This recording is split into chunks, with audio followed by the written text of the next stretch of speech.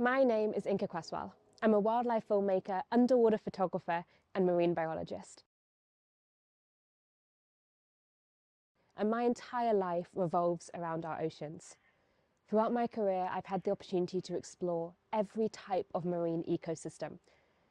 I've spent time diving in our kelp forest right here in the UK, where I've interacted with some of the most playful grey seals, worked with coral reefs in the Indo-Pacific and the Caribbean, where I've worked with teams to plant corals and worked with communities to help to establish marine protected areas.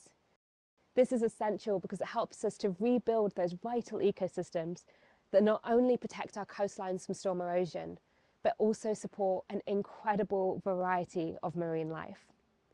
I spent time working with sharks all around the world, including coming face to face with great white sharks, and even spent time in the deep sea, working in submarines with ROVs, deep underwater robots that allow us to map new ecosystems never explored before. But in all my journeys around the oceans, I have seen firsthand the impacts of plastics. I started scuba diving when I was just 6 years old, and before then was already out exploring the rock pools, finding all sorts of amazing creatures and snorkeling around my local ecosystems. And the amazing thing about the ocean is that you never know what you're going to find. There's such an incredible variety of life. And the ocean provides us with all sorts of amazing things beyond just adventure. We have the ocean to thank for every second breath that we take because of the oxygen that it provides. It also stores huge amounts of carbon, helping us to fight climate change. In fact, one whale can be the equivalent of 1,000 trees. But despite all the amazing things the ocean does for us, it's at risk. The ocean is impacted by all sorts of things, including climate change, plastic pollution, overfishing, and habitat destruction.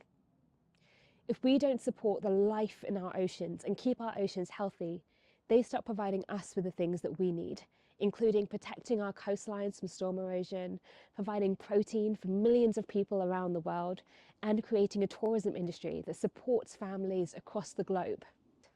But why are plastics such an issue? Plastics can cause all sorts of risks to marine life. The larger plastics, things like discarded fishing net, plastic bags, and plastic straws, can create entanglement and choking hazards for marine life.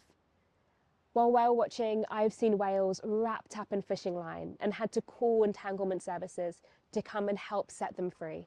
And while leading underwater beach cleans, I've spent hours cutting fishing net off of coral reefs and left the water with enormous bags filled to the brim with plastics that we have put into our oceans. It is essential that we remove as much of the plastic in our oceans as possible so that it doesn't enter the food chain and create a bigger risk for marine life. But it's not just the plastics we can see that create an issue. Every plastic that has ever been created still exists today, but heated by the sun and impacted by wave energy and rolled up onto the beaches in storms and then pulled back into the ocean, it gets broken down over and over and over again until these big plastics, like a plastic bag or a plastic cup or a plastic water bottle, slowly become hundreds and hundreds of tiny little microplastics. One of my favorite species to work with in the ocean are manta rays. They are gentle giants, and when they hear your bubbles scuba diving on the reef, they will race over to see you and bathe in your bubbles, and they're just the most incredible creatures to spend time with. But they are at significant risk from those microplastics. Despite their enormous size, these giants feed off plankton, tiny little marine organisms. But with all the microplastics that we put into our oceans, they get stirred up with all of their food, and as a result, they end up consuming huge amounts of tiny little plastics. In fact, one manta ray can consume up to 63 pieces of plastic an hour. And the reason why this is such a big problem is because not only do their stomachs get full up on plastic instead of food, but they also act like sponges. Plastics allow marine species to absorb toxic chemicals in our oceans at a much higher rate, putting them at risk of all sorts of other issues. So how do we stop plastic in our oceans? How do we stop these microplastics from forming? And how do we make sure that we are protecting the marine life as best as we possibly can? The answer is it starts at the source. We have to think about the plastics we use in our day-to-day lives and how we can change our day-to-day actions to ensure that less plastic is making its way into the ocean. If we can limit the amount of plastics that we use and we can make a positive impact in our communities, we can reduce the way that it enters these supply chains and ultimately enters the ocean. There are all sorts of things that we can do in our day-to-day lives to help minimize plastics. Simple switches like using a reusable plastic water bottle, taking a reusable bag with us when we go shopping instead of using a plastic bag, or making changes in our lunchbox so that it's a little bit more sustainable and reduces the use of single-use plastics are all great ways to stop that plastic from entering the supply chain. But there's also things we can do to just stop it from entering the oceans. Things like litter picks. If we can collect all the plastic we see around our schools and our communities and make sure that we handle it correctly, reusing and recycling it, that helps to minimize the amount of plastic that's finding its way into the ocean, protecting marine life. Plastic Clever Schools is a fantastic initiative for you to start your journey in protecting our oceans. By hosting assemblies, you can educate others about the impacts of plastic on our oceans, and you can come up with initiatives and campaigns in your own schools and classrooms to ensure that you can reduce the amount of plastic and that all of the plastic that you do use is reused and recycled appropriately.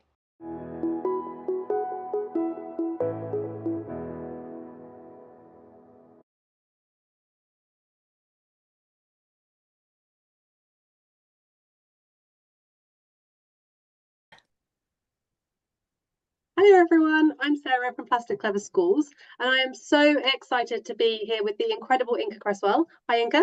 Hi guys. Thank you so much to everyone who's joined us for this live Q&A. I can't wait to ask Inka your questions, so please make sure you do put them into the chat. I can see some coming through already, so very excited to get started. Inka, I've really loved learning about your amazing experiences, and with such an impressive and varied career, has there been a particular highlight or sort of standout moment that you could tell us a bit more about?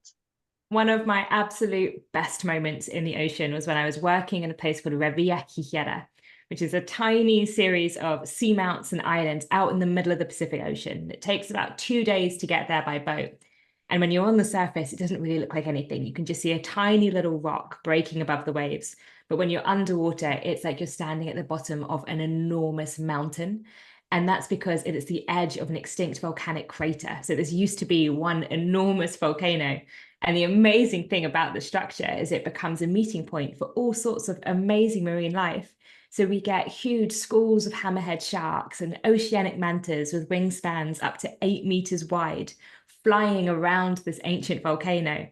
And I was there because I was working with an organization to do shark tagging, which is when we take these special pieces of technology and attach them onto the back of sharks. And that allows us to then use satellites up in the sky to understand how they're moving throughout the Pacific Ocean. And when I was doing a dive with the team, trying to kind of identify where exactly those sharks were, I got engulfed by a huge pod of bottlenose dolphins. And the amazing thing about the bottlenose dolphins in this area is they're incredibly comical. And if they see you with your scuba bubbles, they'll literally stand up and face you and start blowing bubbles on their own, imitating you. And they're just so much fun to be around. That sounds absolutely incredible. Such a special experience. So I'm just having a little look at the questions, and we've got a fantastic question here from Harrison College. Hello to everybody over there. And it's a question about how a small island like Barbados can balance economic activities with the tourism, like those in the tourism industry, with actually tackling plastic pollution. Absolutely. It's a really challenging one. And I think the thing we have to remember is that we haven't always had plastics. So it's completely possible to function well without them. And what we can do is we can put more policies in place to protect the environment. And actually, one of my favorite places to work is an island called Palau. And even as tourists arrived, you had to sign a treaty saying that you would take your rubbish with you, you would only leave footprints. So you can kind of start to bring those conversations into tourists as they arrive on your island, saying, look, you are incredibly lucky to be here and to be able to enjoy the nature of this place. And it is your responsibility as a tourist to be respectful of that and to leave it better than you found it. So there's a lot of things around the messaging and tourism that we can do, but also in terms of just putting the policy down in place so that we can limit the amount of plastic tourists have access to. I personally, when I'm working in really remote locations, end up taking all my trash back home with me because you shouldn't be leaving it somewhere where it can't be handled correctly. That's such a good answer. And actually, for anyone who's not aware, Barbados does have a national action plan to tackle plastic pollution. So there could be some really interesting extra information that could be found there. So a follow-up question from that then is, what are some of the ways that people can affect marine life negatively, but maybe not necessarily realise that they are having that bad impact? I think one of the key things is understanding that coral is an animal. A lot of people look at corals and they think that they're rocks, and they think that it's okay to walk on them when the tide goes out because it's just a rock like anything else you would see on land, but they're not. They're these amazing animals that are basically the base of that entire ecosystem in a lot of the Caribbean. So it's really important that when we are kind of moving around those environments, we're not damaging them, and being very mindful as to where we put our feet down, where we're snorkeling or diving. If we are scuba diving, making sure we know how to control our buoyancy so we're not bumping into those fragile ecosystems and damaging them. But the other things is we can look at working with more eco-tourism adventures. So working with boat companies that are really respectful of the reefs that they're diving on, that know how to work around marine life. Because you might see, oh, I can go whale shark diving here. How fun is that? But if it's a tourism operation that's putting 300 people next to one whale shark, then we start to have harassment. And as a result of that, those animals don't behave the way they normally would. They might not be getting the right food that they want. They might not be mating the way that they should be. So it's really important that we're respectful of the wildlife and that we don't harass it.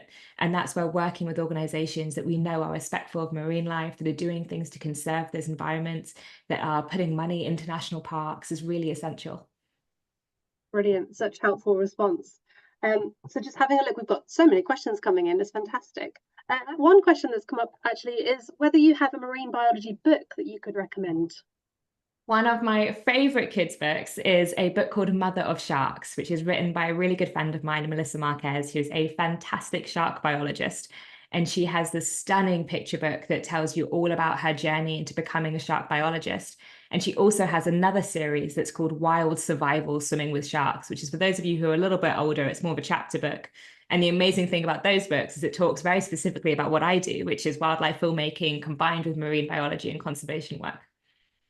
Amazing. And I think we'll add the link to that book into the chat for anybody that's really interested to look that one up. So another question for you then, if every person could do just one thing to help protect our ocean from plastic pollution, what change would you like to see? I think this is such an important thing because it's not about doing everything perfectly. It's about making tiny little changes in your everyday life that can have a big impact. And that could be something as simple as using a reusable water bottle or taking a reusable bag with you when you go shopping. It doesn't have to be changing everything about the way that you live your life, but it's just trying to cut down on the amount of plastic that you're consuming every day. And I think that if everyone in the world just made those small little changes of not using a plastic bag or not using a plastic bottle, we could have an incredible change. But the other one that's just such an easy thing to do is just to make sure that when we are done with those plastic products, that we recycle them, that we repurpose them, that we handle them correctly and make sure that they're not going into the ocean where they can then become a much bigger problem. Great ideas. Another quite deep question for you here. We've obviously got some students that have been doing their research on these topics. So what role do local governments and communities play in combating marine pollution, and how can they be supported? This is a really great one. It's a really challenging question. I think that community support for these areas is so, so important. And one of the things that I love within policy is that we can absolutely lead that from the public. If we put pressure on our governments and say, this is a really important area to us for all of these reasons, and you can show them why this is an incredible ecosystem, how it maybe supports people in your local community, and you can illustrate the different ways that you interact with the area. Maybe it's your favorite place to go snorkeling. Maybe it's somewhere where your parents or your grandparents fish and it's an essential resource. All of those things are so important. And I think that if we say, look, this is the issue, I'm seeing it firsthand, and you can gain signatures and petitions and build that kind of public swell of a movement to say, this is somewhere that's really important and it needs to be protected, then you can put the pressure on governments to be able to put those protections in place. Absolutely.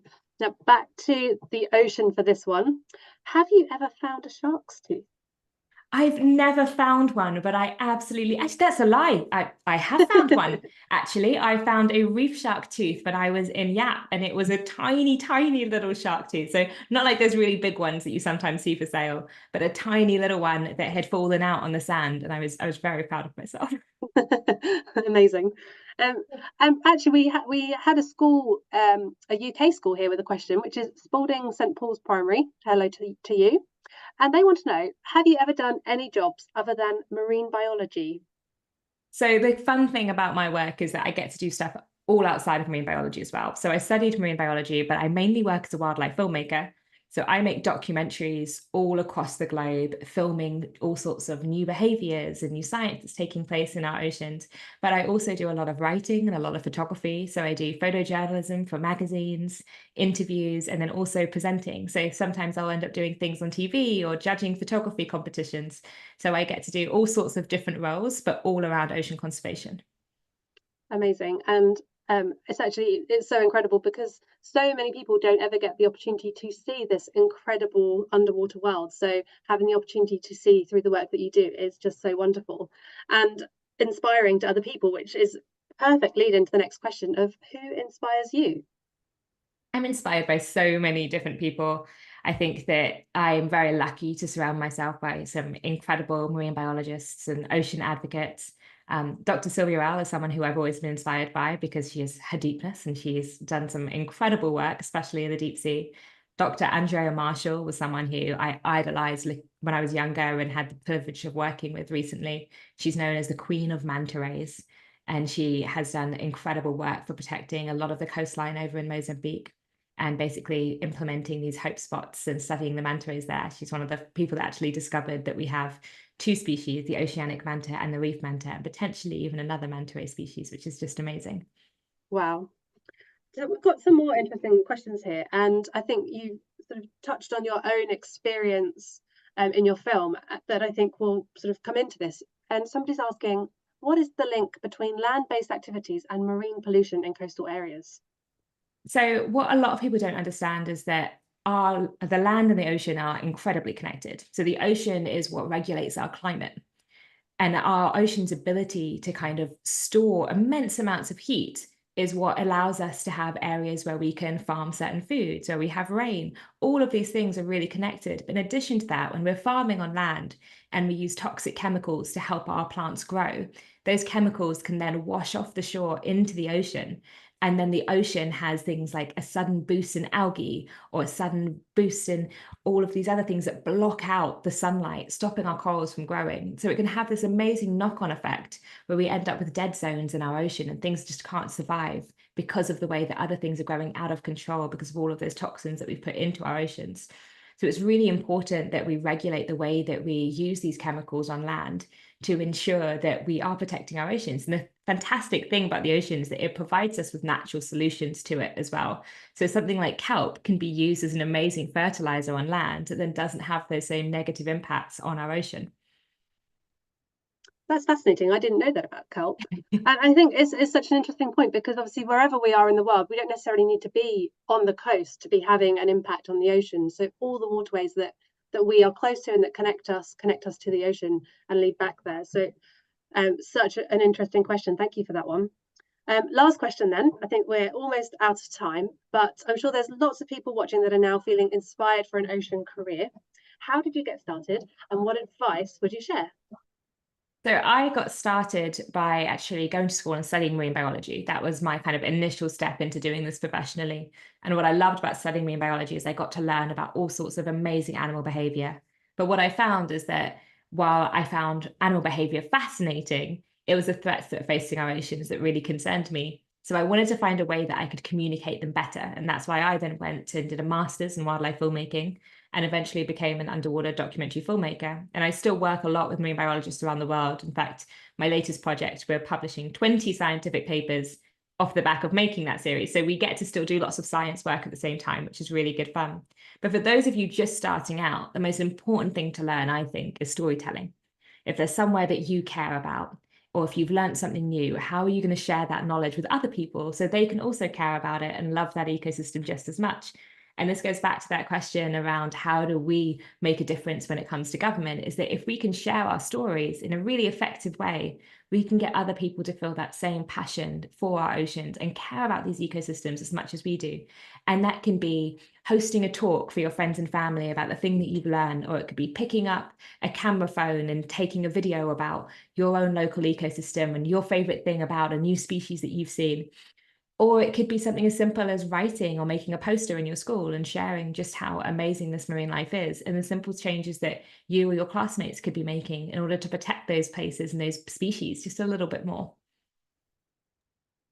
Great advice. And thank you so much for sharing your story with us today. It's been really wonderful to hear all your responses to such great questions. I've really enjoyed them. So thank you to everybody who submitted a question. I hope that you have a really wonderful rest of the day of action. We can't wait to see what you get up to, and we hope to see you again. Bye. Thanks.